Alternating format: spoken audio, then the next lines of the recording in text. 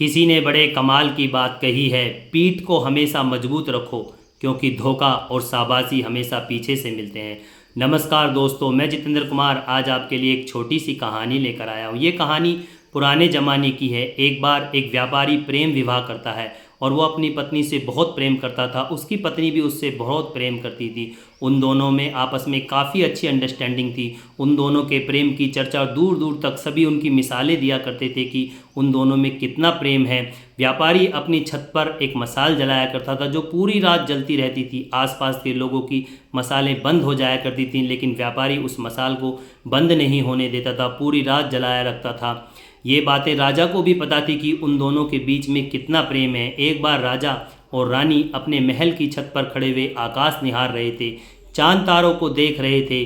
तभी राजा नीचे झांक कर देखता है तो चारों तरफ अंधेरा ही अंधेरा होता है, लेकिन व्यापारी की छत पर मसाल जल रही होती है। तब राजा और रानी व्यापारी के बारे में बात करने लगते हैं। वो आपस में बात करते हैं कि आज के युग में पति पत्नी में इतना प्रेम कहाँ होता है जो इन दोनों में, किस तरह से मैनेज कर रहे हैं, इन दोनों में इतना प्रेम कैसे है। ये बात रानी भी इस बात के लिए एग्री करती है कि हाँ, आज के समय में इतना प्रेम कैसे है।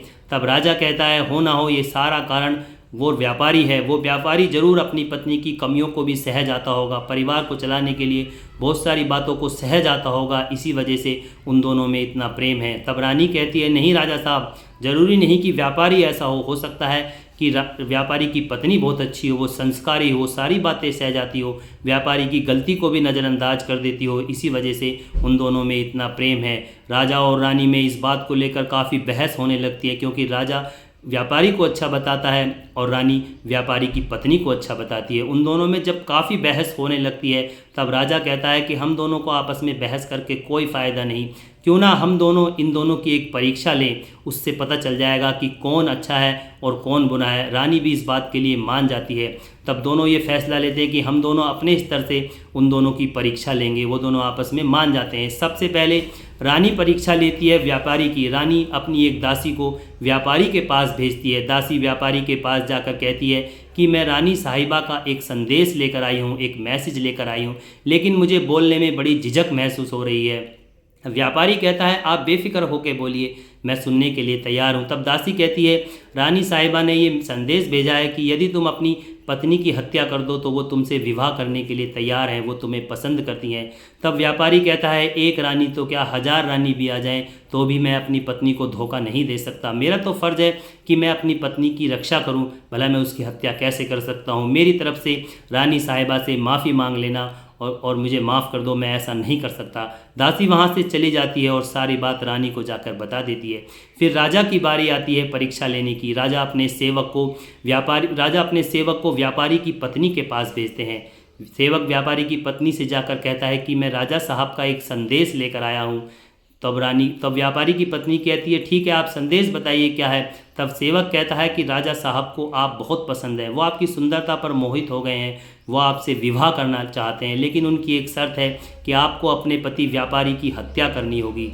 तब वो व्यापारी की पत्नी कहती है, ठीक है, आज रात 2 बजे से 3 बजे के बीच में मैं व्यापारी की हत्या कर दूंगी। जब मसाल बंद हो जाएगी तो समझ लेना कि व्यापारी की हत्या हो गई। और सेवक वहाँ से चला जाता है और सारी बात जाकर राजा को बता देता है। राजा को बहुत जोर का झटका लगता है, वो परेशान हो जाता है। वो तभी वहाँ पर एक सेना की टुकड़ी बुलाता है और सैनिकों से कहता है कि तुम सब जाकर व्यापारी के घर के आसपास जाकर छुप जाओ।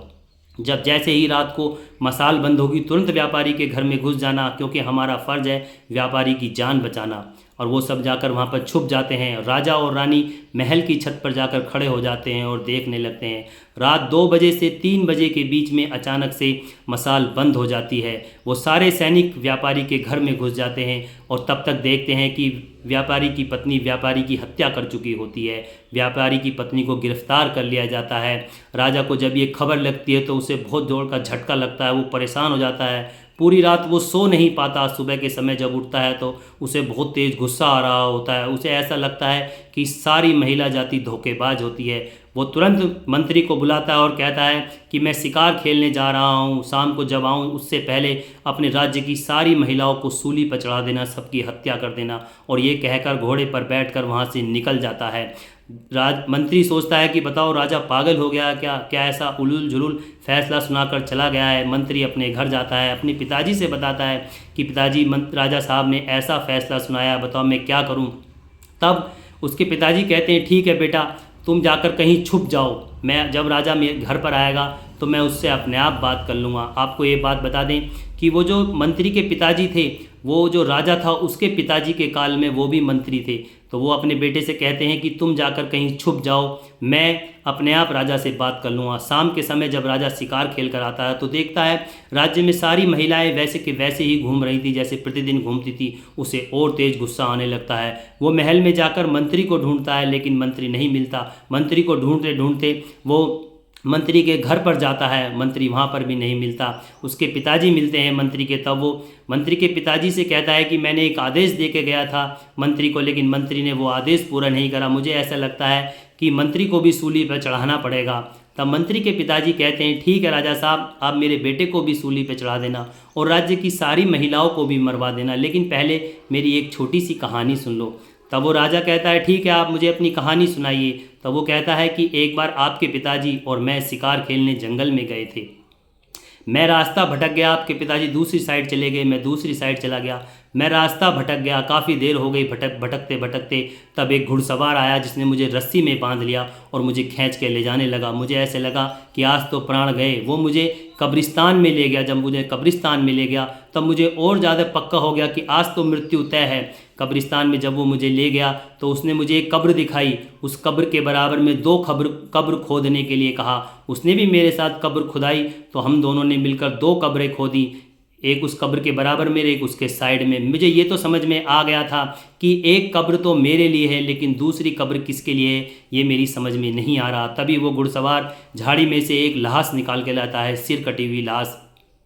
तब मैं उसे देखकर और ज़्यादा डर गया क्योंकि ऐसे लगता था जैसे उसे अभी आधे 1 घंटे पहले मारा गया हो। वो उस लाश को लाकर दूसरे नंबर की कब्र में घेर देता है वो घुड़सवार, और अपने मुंह से नकाब उतारता है तो पता चलता है कि वो एक महिला है। तब वो मुझसे बताती है कि ये जो मैंने मार के घेर रखा है युवराज था किसी राज्य का, ये मुझे पाना चाहता था, इसकी वजह से इसने मेरे पति को मार दिया और मैंने इसे मार के आज कब्र में डाल दिया, और जब मेरे पति भी मर गए तो अब मैं जी कर क्या करूँगी। इतना मैं कुछ कर पाता या कुछ कहता, इतने में ही उस महिला ने अपने गर्दन पर चाकू फेर दिया और वो पहले नंबर की कब्र में जाकर गिर गई। इस तरह से मैं बहुत देर तक सोचता रहा कि ये हुआ क्या। फिर जब मुझे थोड़ा होश आया तो मैंने दोनों कब्रों में मट्टी भर दी।